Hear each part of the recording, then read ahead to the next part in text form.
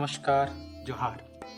भूली बिसरी एक कहानी में आज एक नई कहानी आपके सामने प्रस्तुत कर रहे हैं। ये एक प्रेम कहानी है। प्यार शब्द ही बड़ा अनोखा और मर्मस्पर्शी होता है। प्रेम शब्द से सहसा ताजमहल की याद जरूर आ जाती है, लेकिन वही इकलौता प्रेम को समर्पित स्मारक नहीं है।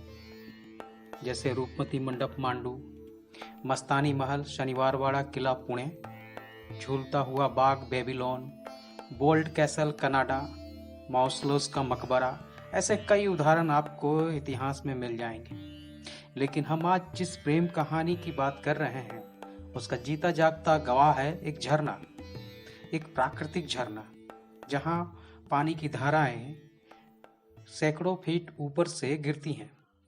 और ये धाराएं एक दो नहीं 10 हैं। ये 10 धाराओं वाला झरना ही इस प्रेम कहानी का गवाह है।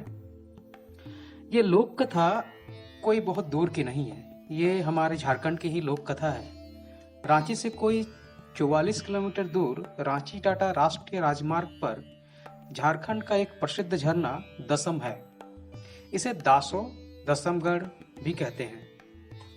यहाँ लहरें अटकलियां करती हुई चट्टानों से टकराती मांदर के थाप की तरह उतरती हैं। पानी की धाराएं शांत वन क्षेत्र में जब उतरती हैं तो मधुर संगीत सुनाई देता प्रतीत होता है।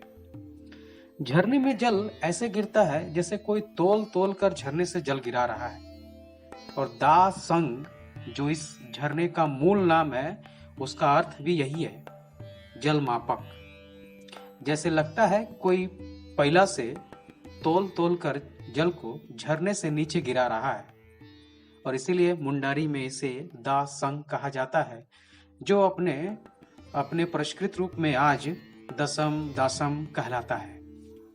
ये झरना उसी प्रेम कहानी की याद दिलाता है। कहते हैं इसके गिरते जल तरंगों में युवा प्रेमी के मांदर की थाप सुनाई देती है। इसके बहते जलधाराओं में बांसुरी की धुन स्वतः आपको ध्यान से सुनने पर सुनाई देगी। आज अगर आप दसम गए हो तो वहां पर इसकी खूबसूरती जरूर देख सकते हैं। तो ये कहानी इसी दसम जलप्रपात पे है, और ये दसम जलप्रपात ही इस प्रेम कहानी का गवाह है। इस दसम जलप्रपात के दोनों ओर तो गांव, एक है पानसकम जो आज भी वहां स्थित है, दूसरी है बगुरा पीढ़ी जो दसम झरने के दूसरी ओर स्थित है। तो इस लोक कथा का स्थान यही दो गांव हैं। इस लोक कथा पर मुंडारी विद्वान मंगल सिंह मुंडा ने एक उपन्यास भी लिखा है। आइए अब इस लोक कथा की ओर चलते हैं। लेकिन इस लोक कथा को आकर्षक बनाने के लिए इसमें कुछ कल्पनाएं भी जोड़ी गई हैं। लेकिन मूल कहानी वो वैसी ही है जैसी सुनाई जाती है। इसके दो पात्र हैं, संधू और बिंदी। संधू वो युवा प्रेमी है जिस पर यह कहानी आधारित है, और प्रेमिका का नाम है बिंदी। संधू बागुरा पीढ़ी गांव का एक आदिवासी युवक है। आज भी अगर आप इस क्षेत्र में जाइएगा तो आपको आदिवासियों की बहुलता देखने को मिलेगी। साधारणतः वे मुंडा समुदाय से हैं। संधू अपने गुणों से अपने गांव तो छोड़िए, आसपास के गांवों में भी काफी प्रसिद्ध था। अब ये कहानी कब की है ये कहना मुश्किल है। हो सकता है ये 1000 साल पहले की हो, 2000 साल पहले की हो, लेकिन जब भी हो, लोक परंपराओं में ये कहानी चली आ रही है। तो आज हम इसी संधू और बिंदी की कहानी को सुनेंगे। संधू बागुरा पीढ़ी का गांव का एक आदिवासी युवक था, और संधू अपने गुणों से अपने गांव तो छोड़िए, आसपास के गांव में भी काफी प्रसिद्ध था। मांदर बजाने, बांसुरी बजाने और अखड़ा को ताल देने में उसका कोई सानी नहीं था। जब वो संगीत बजाता था तो पूरा अखड़ा झूम जाता था। आसपास के सभी गांवों के अखड़ा में उसकी धूम मची हुई रहती थी। उसके मांदर के थाप के बिना कोई अखड़ा पूरा नहीं माना जाता था। झारखंड में अखड़ा गांव का वो बड़ा मैदान होता है जहां लोग रात में खा पी कर अपनी थकान नाच गा कर उतारते हैं।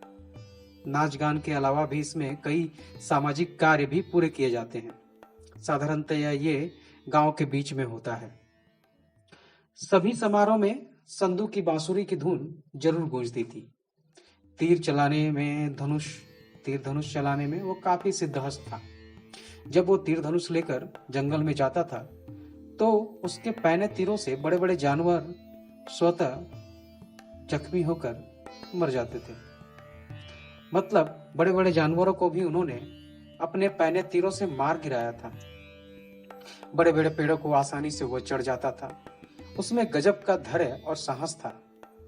उसकी बहादुरी के किस्से भी आसपास के गांव में काफी प्रसिद्ध थे। कुल मिला कर कहें तो संधू एक गुणवान और प्रतिभाशाली युवक था, जिससे जहां एक और लड़कियों के लिए वो सपनों का राजकुमार था, तो दूसरी ओर लड़कों के लिए ईर्ष्या का कारण भी बना हुआ था। दूसरी ओर पान सकम गांव की बिंदी भी कम नहीं थी। आसपास के गांव को तो छोड़िए, तमाड़, बुंडू, अड़की, सोनाहातू जैसे आसपास के देसी परगनों से भी छोटे छोटे रियासतों में भी उसके बराबरी करने वाली कोई युवती नहीं थी। उसकी खूबसूरती और नाच गान की तारीफ चहुं ओर थी। लड़के उससे शादी का स्वप्न देखते रहते थे, लेकिन बिंदी अभी तक अपनी ही दुनिया में खोई हुई थी। जहां वो थी उसका परिवार था और उसके कदमों के ताल के साथ उसके गीत संगीत थे। बिंदी अपने नृत्य को लेकर काफी प्रसिद्ध थी। खूबसूरत भी वो उतनी ही थी और बहुत ही मधुर स्वर में गाती भी थी। अब संधू और बिंदी की मुलाकात कैसे हुई ये कहना मुश्किल है। हो सकता है पुरानी परंपराओं में जैसे मेले समारोह में लड़के लड़कियां मिलते थे, वैसे ही दोनों का मुलाकात किसी मेले में हुआ हो। साधारणतया हाट बाजार में भी आदिवासी युवक युवतियों का एक दूसरे से परिचित होना कोई नई बात नहीं है। तो हो सकता है किसी मेले या हाट में इन दोनों का परिचय हुआ हो। लेकिन जहां भी परिचय हुआ, एक दूसरे को देखने के बाद दोनों एक दूसरे को पसंद करने लगे। लेकिन तब भी दोनों एक दूसरे से अजनबी ही थे। आंखों से प्रेम भले दिल में उतर आया हो, लेकिन ये प्रेम अभी भी स्वप्न लोक तक ही था। आपस में मिलना जुलना नहीं हुआ था, न उनको एक दूसरे का पता ही था। ऐसे ही एक दिन संधू बिंदी के बारे में सोचते हुए दसम नदी के किनारे बांसुरी बजा रहा था। दसम वही झरना, और ये दसम जो है वो कांची नदी पर प्राकृतिक रूप से बना एक झरना है। तो उसी दसम झरने के किनारे बैठकर संधू बांसुरी बजा रहा था। शाम का समय था। काफी देर हो गई बांसुरी बजाते बजाते, तो धुंधलका भी छाने लगा। लेकिन पानी की धार को तोड़ते हुए बांसुरी की मधुर धुन काफी दूर तक फैल गई थी और शांत एकांत दशम झरने के किनारे बहुत दूर तक यह आवाज फैलती जा रही थी। तभी उसे लगा कि कोई दूर बैठा उसके बांसुरी की धुन को सुन रहा है। संधू को ये बात अचानक पता चली थी। दरअसल हुआ यूं था कि ये बांसुरी की मधुर ध्वनि फैलते फैलते बिंदी के कानों तक जा पड़ी थी और बांसुरी की मधुर स्वर लहरियां बिंदी को जानी पहचानी लग रही थी। तो बिंदी आसपास ही थी, वो झरने के पास आ गई। एक तरफ झरने के संधू बांसुरी बजा रहा है और दूसरी तरफ बिंदी झरने के दूसरी ओर यही बांसुरी की धुन सुन रही है। बिंदी अपने सपनों के राजकुमार को पहचान तो ली थी और एक चट्टान पर बैठी उस मधुर धुन को सुन भी रही थी। चट्टान में बैठे बैठे बांसुरी की तान सुनते सुनते न जाने कब बिंदी के पैरों के ताल से एक पत्थर बड़ा सा पानी पर छपाक से गिरता है और इसी छपाक की आवाज से संधू की तंद्रा टूट जाती है और संधू नीचे की ओर देखता है कि आखिर कौन है और कैसी यह आवाज आई है। तो उसे बिंदी का आभास होता है, लेकिन बिंदी को अभी पहचाना नहीं है। फिर उसने बड़ी गौर से उस धुंधलके में बिंदी को पहचानने की कोशिश किया कि आखिर कौन है। काफी देर देखने के बाद उसे पता चल गया कि यह बिंदी है जिसे वो मेले में देखा करता है। अब उसका मन उसके बस में नहीं था। वो किसी भी तरह बिंदी से मिलना चाहता था। अब मिलने के लिए उसको झरने के उस पार जाना होगा और झरना काफी खतरनाक है। चट्टानें भी लंबी खाई की तरह है उस पर जगह जगह घनी झाड़ियां और पेड़ उगे हुए थे। नीचे जाते जाते वो पेड़ खत्म हो गए और सपाट चट्टानें उभर कर आई थी। नीचे उतरकर उस पार जाना भी मुश्किल था। अगर कदम थोड़ा सा भी फिसला तो जान जाना कोई बड़ी बात नहीं थी। लेकिन इतनी मुश्किलों के बाद भी संधू को बिंदी से मिलना ही था। प्रेम पर किसी का वश नहीं था। काफी खोजबीन के बाद संधू को एक रास्ता दिखाई देता है। पहाड़ के ऊपर पेड़ों से लिपटी लताएं उस पार जा रही थी। अब संधू उस लता को ढूंढने लगा जो मजबूत हो और उसे उस पार पहुंचा सके। संधू का साहस भी कम नहीं था। वो गहरे खाई को देखते हुए भी एक लता के सहारे उस पार जाने की जिद पर अड़ा हुआ था। गजब का साहसी था। उसे एक मोटी लतर दिख गई और उसी के सहारे झरने की खाई पार कर वो बिंदी के पास पहुंच जाता है। बिंदी से वो घंटों बतियाता है और भिनसारे वो फिर वापस उसी लतर के सहारे लौट आता है। अब ये प्रेम का किस्सा रोजाना चल निकला। हर शाम खाने पीने के बाद संधू अपने मांदर, एक मुर्गा और बांसुरी के साथ उसी लतर के सहारे वो बिंदी के गांव जाता। वहां अखड़ा में गाता बजाता और फिर वापस आ जाता। मुर्गा वो अपने साथ इसलिए रखता था ताकि उसे भोर का पता चल सके और वो भिनसारे ही सुबह होने से पहले वापस अपने गांव आ सके। बिंदी भी उसके आने के बाद अखड़ा में पुनः सज संवर कर आती थी और ज्यादा से ज्यादा संधू को रिझाने की कोशिश करती थी। संधू भी अपने मांदर से, बांसुरी से और नृत्य से बिंदी को रिझाने की खूब कोशिश करता था। एक तरफ संधू के मांदर की थाप चलती तो दूसरी तरफ बिंदी के गीत और उसकी सहेलियों का नाच। वैसे भी आदिवासी समुदायों में नाच सामूहिक होते हैं। एक दूसरे का हाथ पकड़कर नृत्य की यह परंपरा आदिवासी समाज के सामूहिकता का प्रतीक है। देर रात तक यह नाच गान का सिलसिला चलता रहता। गांव वाले भी खुश थे कि संधू उनके अखड़ा में मांदर बजाने आता है और फिर दिन भर की थकान इसी अखड़ा में सभी उतारते थे। अखड़ा के बाद संधू और बिंदी झरने के किनारे देर रात तक बतियाते। कोई घर की सुनाता था, कोई मन की।